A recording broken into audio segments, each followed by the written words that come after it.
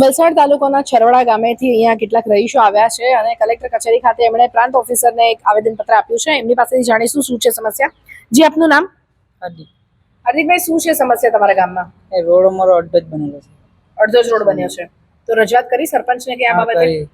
તો શું કીધું? શું જવાબ મળ્યો? નથી, મળવા નથી આવતા. મળવા નથી આવતા. ક્યારે બન્યો રોડ?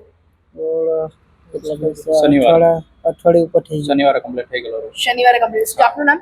મારું નામ પ્રીતેશ શૈલેષ. પ્રીતેશભાઈ, શું છે ગયા શનિવારે રોડ કમ્પ્લીટ થઈ ગયો? શું સમસ્યા છે રોડ બન્યા? સમસ્યા મેડમ એવી છે, શુક્રવારે મટીરિયલ લાગ્યું, શનિવારે કમ્પ્લીટ કર્યો. સવારે એમણે મતલબ જણાવ્યું નહીં મળે, થોડોક ટાઈમ થયો ને ત્યારે પછી એમણે કીધું કે આટલા મીટરનો 30 મીટરનો રોડ બાકી રહેવાનો છે. તો અમે જોબ પર રહીએ મેડમ, એટલે ઘરે અમારા ત્યાં કોઈ રહી નહીં મળે. અમને જેવી ખબર પડી તો અમે સરપંચોને ફોન કર્યો તો એમનું એવું કહેવું છે કે પંચાયતમાં પૈસા ખૂટી ગયેલા છે એટલે આટલામાં આટલું બાકી રહી જવાનું છે.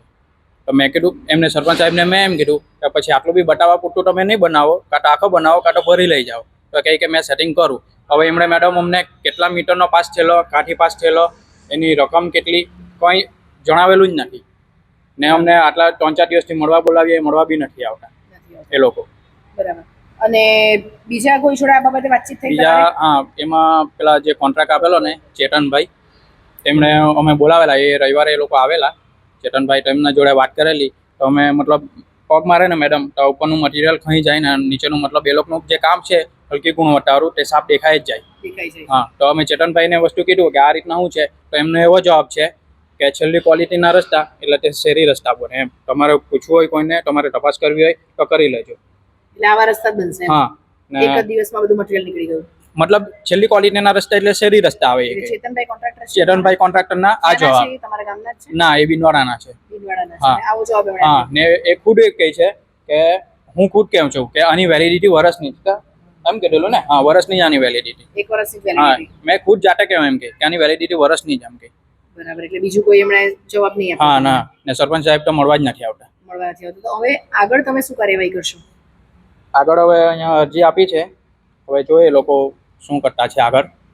ને રસ્તો બી જે મતલબ એમને જે કીધેલું ને કે 30 મીટર બાકી રહેશે, મતલબ છરવાડાથી અંદર જતા ભરિયાળિયા રોડથી શૈલેષ કલ્યાણના ઘર સુધીનું. આ બી અમે બાદથી તપાસ કરી ત્યારે અમને ખબર પડી કે ભરિયાળિયા રોડથી શૈલેષ કલ્યાણના ઘર સુધીનો રસ્તો આટલામાં પાસ થયેલો.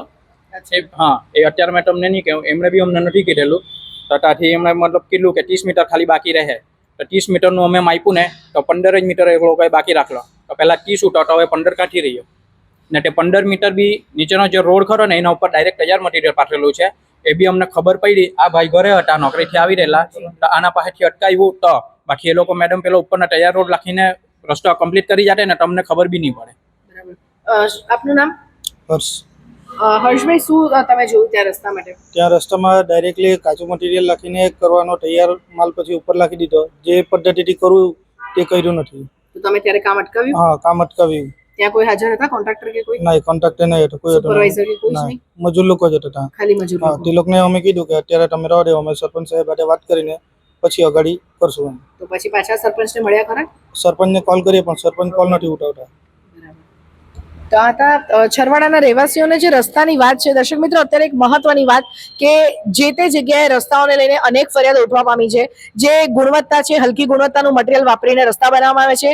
અને જેમ ગામના જે પ્રિતેશભાઈ છે એમણે વાત કરી કે કોન્ટ્રાક્ટરને પૂછ્યું તો કોન્ટ્રાક્ટરે કીધું કે આવી રીતનું જ આ રસ્તો આવશે અને 1 વર્ષની જ આની વેલિડિટી હોય છે. ત્યારે હવે આમાં કઈ રીતનું હોય છે અને શું યોગ્ય તપાસ થાય છે, અત્યારે એમણે અહીંયા કલેક્ટર કચેરીમાં આવેદનપત્ર આપ્યું છે. આવનારા દિવસોમાં કઈ રીતે આની યોગ્ય તપાસ થાય છે એ આપણે જોશું. દિશા દેસાઈ, દિશા ન્યૂઝ, વલસાડ.